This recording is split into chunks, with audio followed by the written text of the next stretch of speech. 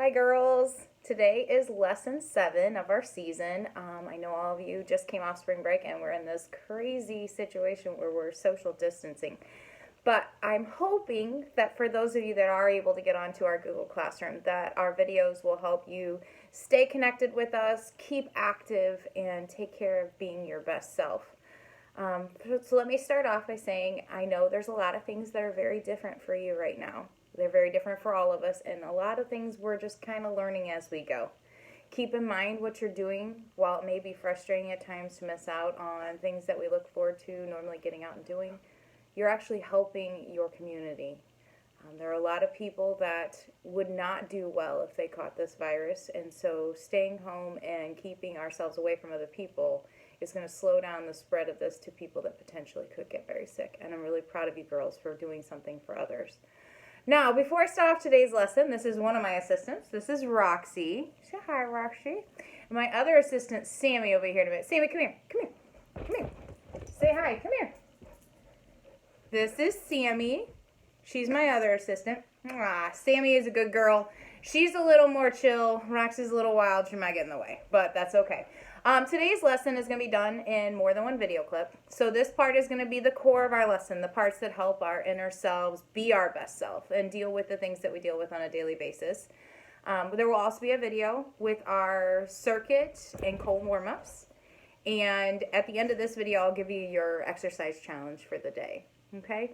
So today's lesson is centered around a concept of stopping, breathing, thinking, responding, and reviewing. So taking a breath.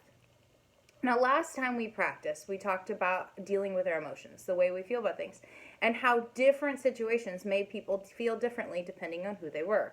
Some things we found very stressful or made us feel negative, and other people either didn't stress about it or they enjoy those things. So life is different for different people, and we need to know how to react to it so that we can be our best selves at all times.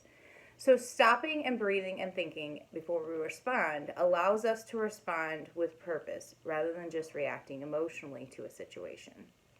So for our lesson today, one of the things I want you to think about is I want you to think about a situation that makes you really angry. When you're thinking about that situation, think about how it fills you up, kind of like a balloon. It fills you up with a certain amount of anger, and you kind of feel it. And even though you're not acting on the anger, you can kind of feel that balloon inside you. And as you go along, something else happens. And when that happens, instead of the balloon deflating, more air gets put into the balloon. So the balloon is getting bigger, and it's filling up, and it feels tighter inside you. By the time you finally get to the next person, if you don't let some of that air out of that balloon, the next situation that happens is going to blow it up too much, and eventually it's going to pop. And now you no longer have all of your anger contained in one space, and it comes out. And it comes out in situations or times when we really wish it hadn't when we look back on it later.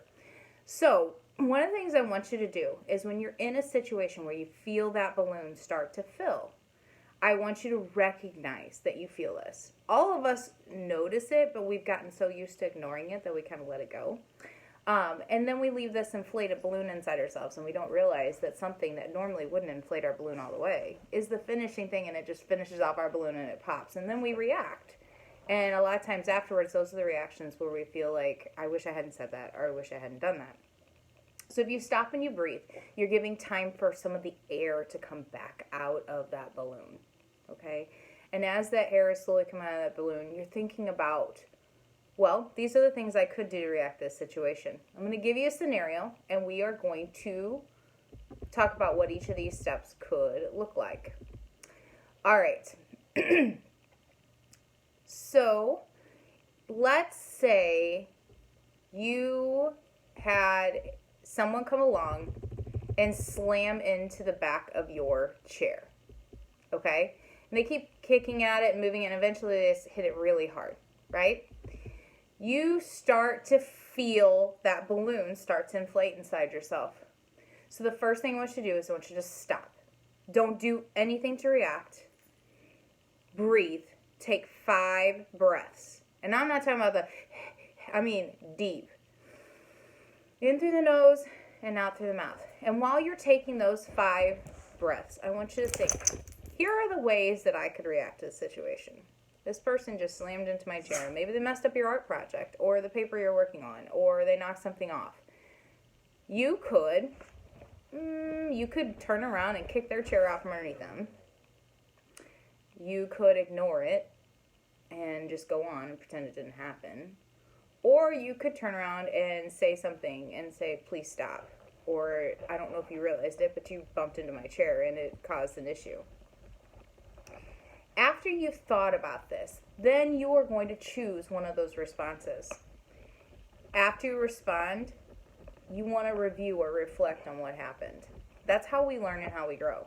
So, let's say the scenario happens. This person slams into your chair. You feel the balloon fill up inside you because you're frustrated with what happened. Then I'm going to think about it as I take 5 deep breaths.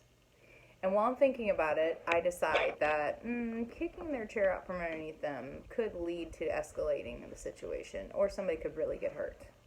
So then I have to decide, do I want to ignore what happened, or do I want to talk to them about it? So I probably think to myself, like, is this likely to happen again? Or was this probably an isolated incident? If they've been kicking and bumping my chair the whole time, they probably don't even realize they're doing it, and I probably should say something.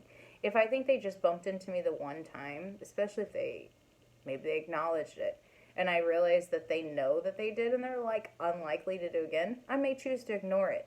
Whatever choice I make afterwards, after the situation is settled down, I need to ask myself, how did that go? Was that the right choice? And if it was, how does it make me feel? If it wasn't, what could I choose differently? As much as this sounds like a long process, this literally is the process that allows us to go around and interact with other people and not blow up from our own anger. We have to let the air out of the balloon in order to move forward.